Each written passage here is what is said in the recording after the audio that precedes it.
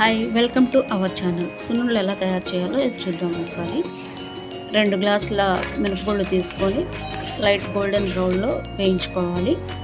అలాగే గ్లాసున్నర పంచదార, ఇలాచి 2 మిక్సీలో వేసి సాఫ్ట్గా కాకుండా కొంచెం బరకగా పట్టుకోవాలి. 2 ఒక గిన్నెలో, అలాగే మినపగుళ్ళు కూడా మిక్సీ చేసుకొని 2 ఒక గిన్నెలో మిక్స్ చేసుకోవాలి. మిక్స్ చేసుకున్నాక దానికి సరిపడా కొంచెం నెయ్యి యాడ్ చేయాలండి.